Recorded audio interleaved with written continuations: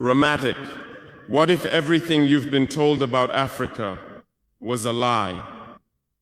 What if a country they called failed was actually rising? What if the revolution the world ignored was already winning? December 31st, 2025. The world celebrates New Year's Eve. Champagne flows in Paris. Fireworks light up New York. But in Ouagadougou, the capital of Burkina Faso, a 37-year-old president steps up to address his nation. No tuxedo, no celebration, just military fatigues and a message that would shake the foundations of post-colonial Africa. Ibrahim Traoré looks into the camera and begins to speak. We have reclaimed our territories. We have achieved food self-sufficiency. We answer to no one but our own people. Wait, what? Food self-sufficiency? In a country the media called a basket case?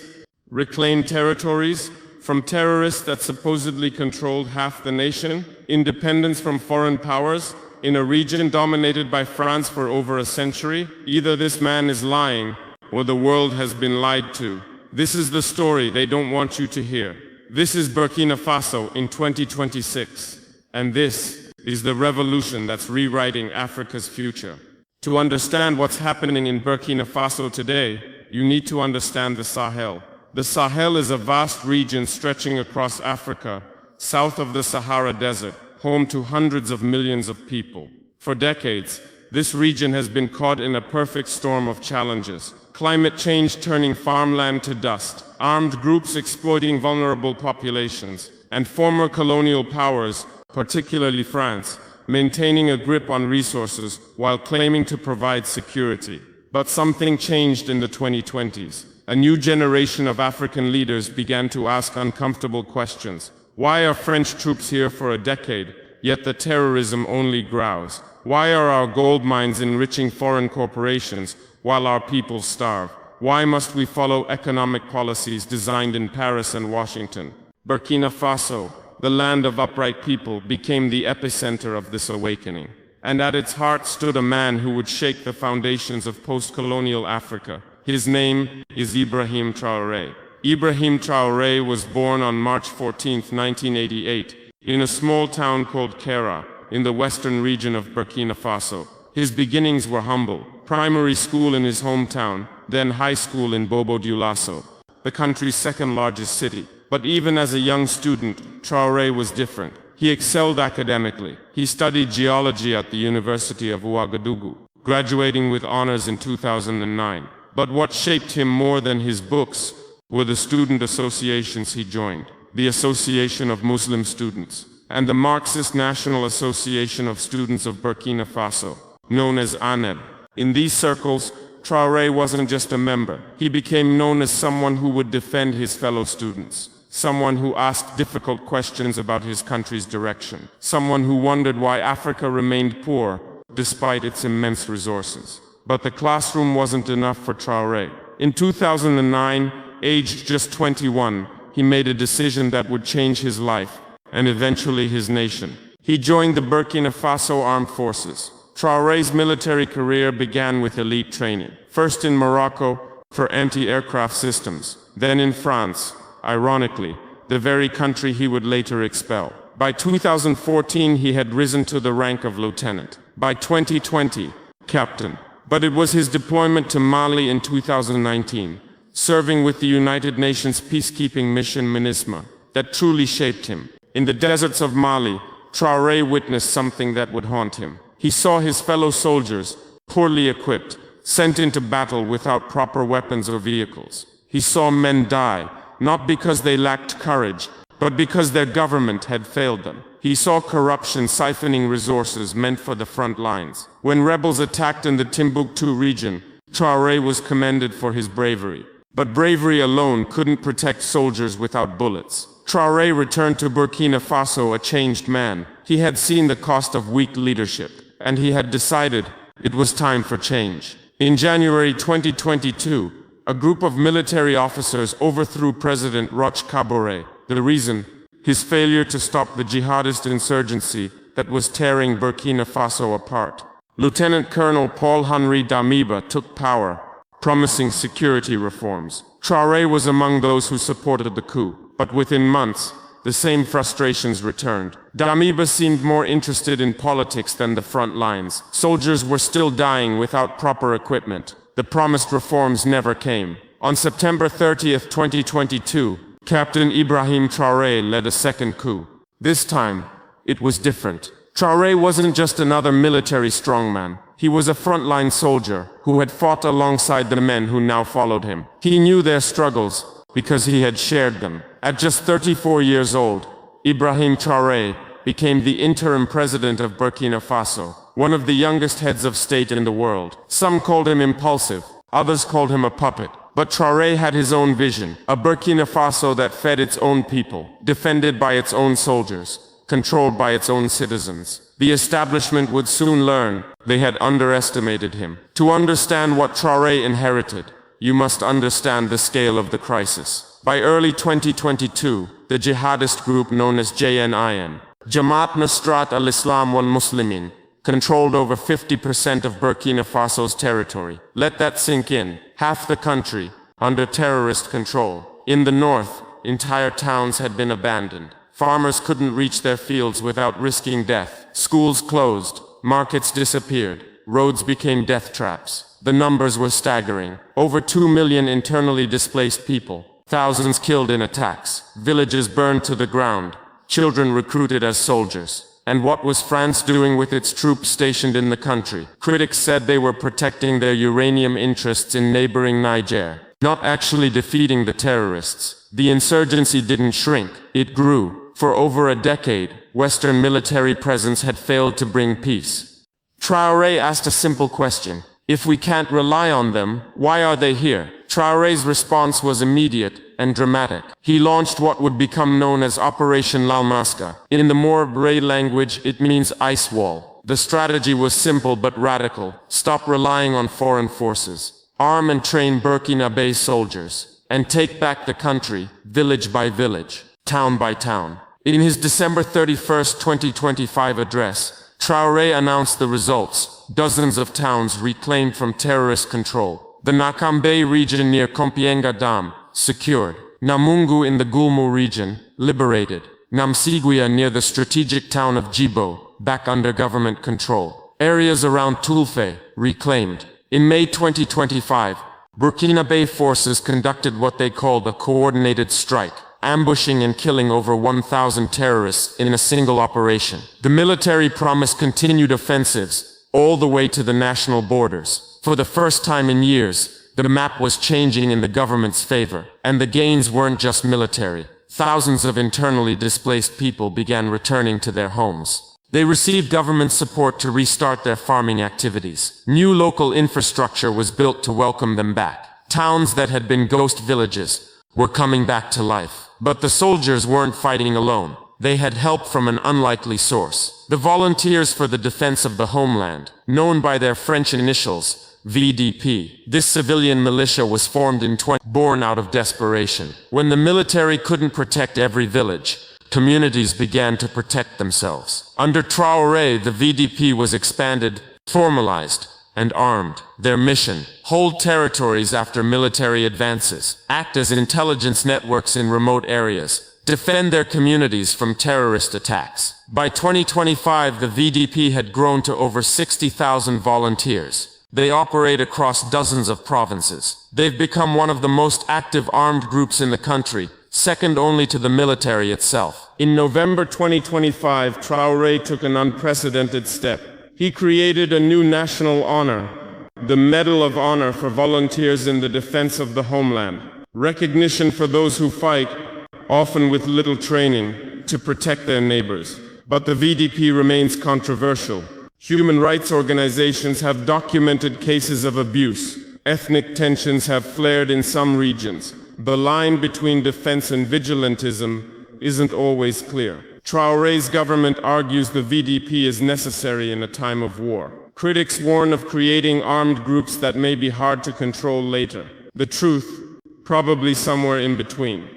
Admiring what's undeniable is that thousands of ordinary Burkinabe have chosen to risk their lives to defend their country. There's a famous quote attributed to Thomas Sankara, Burkina Faso's revolutionary leader of the 1980s. He who feeds you, controls you. For decades, Burkina Faso, like much of Africa, depended on food imports and international aid. The World Food Programme, USAID, European development agencies. Every time there was a drought, Burkina Faso held out its hand. Every time there was a food crisis, the solution came from abroad. But this dependency came at a cost. It meant following economic policies determined in Washington and Brussels. It meant accepting conditions attached to every bag of grain. It meant never truly controlling your own destiny. When Traoré came to power, he made food sovereignty a pillar of his government, not just producing more food, but producing enough food so that Burkina Faso would never again have to beg. His message was clear: an Africa that can't feed itself will never be free. Traoré launched what his government called the Presidential Initiative for Agricultural Production and Food Self-Sufficiency, known as IPP3A. This wasn't just a slogan, it was a comprehensive campaign. Mechanization. The government distributed over 400 tractors to farmers across the country. For the 2025-2026 campaign, they've planned to deploy 608 more tractors and over 1,100 tillers. For farmers who had worked with hand tools for generations, this was transformational. Improved seeds, new seed varieties, resistant to drought, higher yielding, distributed to farmers nationwide. Subsidies, fertilizers at reduced prices, input support for small farmers who couldn't afford modern agriculture. Training, a $200 million program to train 8,000 young people in agricultural skills. In March 2025, the first 2,000 participants enrolled. Upon completion, they receive land plots to begin farming. Water retention, new dams and irrigation systems. A loan from the Kuwait Fund is developing 2,000 hectares of irrigated land. The World Bank's Burkina Faso Water Security Project will rehabilitate 35 dams. This wasn't charity, this was investment. Investment in the most fundamental form of sovereignty, the ability to feed your own people. And then came the results.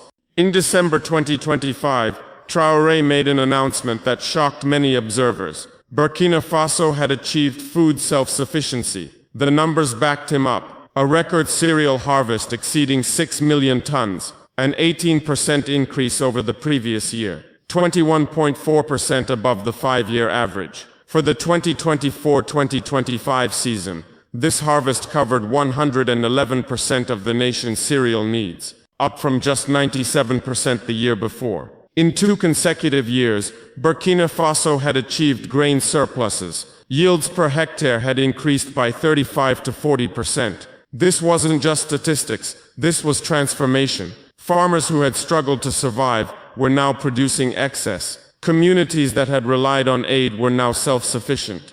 The World Bank noted that this agricultural growth contributed to a 3-point reduction in the extreme poverty rate, down to 23.2% in 2024. Now, challenges remain. Some areas still face food insecurity due to ongoing conflict. Climate change hasn't disappeared. Not everyone has benefited equally, but the direction is clear. For the first time in a generation, Burkina Faso is growing more food than it needs, and the plan for 2026 is to expand even further. More land development, water retention projects, aquaculture, fodder crop production. Food security is no longer an emergency response. It's a pillar of national sovereignty. Burkina Faso sits on one of the richest gold deposits in Africa. The country is the continent's 5th largest gold producer. Yet for decades, Burkina Faso people saw almost none of this wealth. How is this possible? Foreign mining companies from Canada, Australia, and Europe would arrive with contracts negotiated under previous governments. They would extract the gold, pay minimal taxes, employ a handful of locals, and ship the profits overseas. The gold left, the money left. What remained? Polluted rivers, displaced communities, and a population still in poverty. This pattern wasn't unique to Burkina Faso. Across Africa, you see the same story. A continent rich in resources, yet the poorest in the world. Because the resources are extracted, not developed. Traore looked at this situation and asked, "Why are we allowing foreign companies to take our gold while our people starve? Why do we accept 10% government stakes when the gold belongs to US? Why must the gold be processed in Europe or America instead of here?" The mining companies were about to learn that Burkina Faso had a new sheriff in town. In July 2024, Burkina Faso adopted a new mining code. It was nothing short of revolutionary. First, the government's free carried stake in major gold projects increased from 10% to 15%, with an option to acquire an additional 30%. That means the Burkina state could control up to 45 or even 50% of its own gold mines. Second, local processing. The new law requires that at least 50% of mineral production must be processed within Burkina Faso. No more shipping raw ore to be refined in foreign countries. The value-added jobs, the processing profits, would stay home. Third, local investment. Mining companies must now open their capital to Burkina investors. For the first time, ordinary citizens could have a stake in their country's mineral wealth. And Burkina Faso wasn't just writing new rules. They were acting on them. The government took over co-exploitation of the Bungu and Wagnion gold mines. They applied for a 35% stake in the Kiaka gold mine, potentially giving the state 50% ownership. A new mining development fund was created to use mining revenues for local development and national security. Mining companies must now contribute to a national gold reserve. Burkina Faso's gold for Burkina Faso's future. But Traoré's vision extended beyond security, food, and mining. He announced a comprehensive plan for national development, education, a major expansion of technical and professional training programs, equipping young Burkina with practical skills for the modern economy. No more dependence on foreign expertise for basic industries. Healthcare, strengthening health facilities across the country, bringing medical services closer to rural communities, building a healthcare system that serves the people, not foreign pharmaceutical interests. Infrastructure. New road construction brigades were established, not waiting for foreign contractors, but training Burkina workers to build their own roads. A shift toward high-rise urban planning in major cities, smarter, denser development to accommodate a growing population. Every sector of society was being reimagined through the lens of self-reliance. On January 29, 2025, Burkina Faso, Mali, and Niger made history. They formally withdrew from ECOWAS, the Economic Community of West African States. This was the regional bloc that had existed for nearly 50 years, the supposed pillar of West African unity and cooperation. So why did three nations walk away? The government cited ECOWAS's deviation from its founding principles. They accused the bloc of aligning with foreign powers, particularly France. They condemned what they called inhumane sanctions imposed after their military governments took power. When Traoré and his allies overthrew their predecessors, ECOWAS responded with threats, economic sanctions, border closures, even talk of military intervention. To the Sahel nations, the message was clear. ECOWAS served foreign interests, not African ones. It protected the old order, not the people. So they made a choice. If the existing institutions wouldn't serve them, they would build new ones. On January 28, 2024, the three countries announced their intention to withdraw. Exactly 1 year later, it became official. ECOWAS offered a 6-month transition period, hoping to lure them back. The Sahel nations rejected it. There would be no return. They were charting their own course. In September 2023, before they had even left ECOWAS, the three nations had already begun building their alternative, the Alliance of Sahel States, known by its French initials, AES. This wasn't just a security partnership. It was a vision for a new kind of African cooperation, a unified military command to coordinate operations against terrorists, joint forces that could cross borders to pursue threats, mutual defense. An attack on one would be an attack on all. But the AES went beyond military cooperation. The three nations announced plans for their own passports. Citizens of Mali, Niger, and Burkina Faso would carry AES documents, symbolizing their new identity. They discussed a common currency, a currency backed not by French banks or American institutions, but by the natural resources of the Sahel itself. Gold, uranium, oil, real wealth, for real sovereignty. And in December 2025, just days before Traoré's New Year address, they launched the Confederal Investment and Development Bank, the BCID-AES, with an initial capital of 500 billion CFA francs. This bank would fund infrastructure, energy, and mining projects, independently of traditional Western financial systems. As one official put it, we are breaking from colonial finance. On December 24, 2025, Ibrahim Traoré was appointed as the second president of the Alliance of Sahel states, leading not just his country, but a new regional bloc, a bloc built on African solutions for African problems. The break with France was swift and total. In early 2023, Burkina Faso terminated its military cooperation agreements with France. French special forces were asked to leave. By February 2023, they were gone. But it didn't stop there. In April 2024, Burkina Faso expelled 3 French diplomats. In August 2024,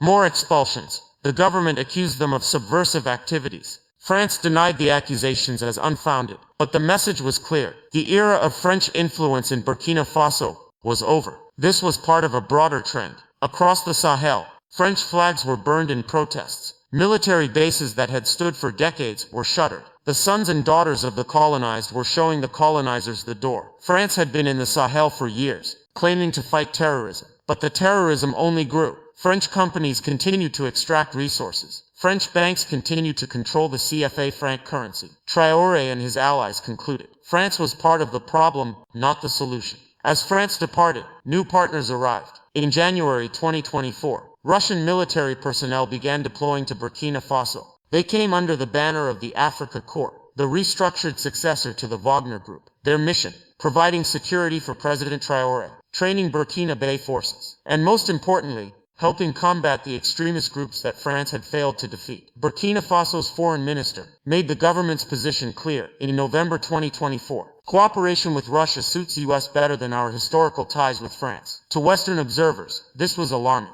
Another African country falling into Russian influence. But to Traoré and many Africans, the calculation was different. Russia didn't colonize Burkina Faso. Russia doesn't control their currency. Russia wasn't making demands about governance reforms or democratic timelines. Was the partnership without risks? Of course not. Every alliance has trade-offs. But Burkina Faso's foreign policy under Traoré was built on one principle: selective partnership. Work with those who respect national independence. Reject those who impose conditions. No more accepting pressure in exchange for aid. In Traoré's words, we will engage with international allies that respect national independence while rejecting external pressure or conditional governance models. To understand Ibrahim Traoré, you must understand Thomas Sankara. In 1983, a young military officer seized power in what was then called Upper Volta. He immediately renamed it Burkina Faso, the land of upright people. Thomas Sankara launched a revolution. Mass vaccinations that saved millions of children. Literacy campaigns that transformed education. Women's rights reforms decades ahead of their time. Economic self-reliance, rejecting foreign aid and its conditions. Sankara famously declared at the United Nations, "We must accept that we are poor, not because others live well, but because we must learn to live well on our own." He was assassinated in 1987 at just 37 years old. Many believe French interest played a role. His revolution was cut short. Today, Traoré explicitly invokes Sankara's legacy. He wears military fatigues like Sankara did. He speaks of self-reliance like Sankara did. He confronts former colonial powers like Sankara did. Is Traoré the new Sankara? Some say yes, a revolutionary continuing the unfinished work. Others are more cautious. Different times require different approaches. What's clear is that Traoré has tapped into something deep, a generation of young Africans hungry for dignity, tired of being told their continent is hopeless, ready to write their own history. It would be incomplete to tell this story without acknowledging the challenges that remain. Security hasn't been fully restored. Despite the gains, parts of Burkina Faso still face jihadist attacks. Humanitarian organizations report that some internally displaced people still can't return home safely. Between October 2025 and May 2026, Analysts predict continued food insecurity in some conflict-affected areas. Human rights organizations have raised concerns. Press freedoms have been restricted. Political opposition has been constrained. The VDP militias have been linked to abuses. The transition to democracy originally promised for July 2024 has been delayed.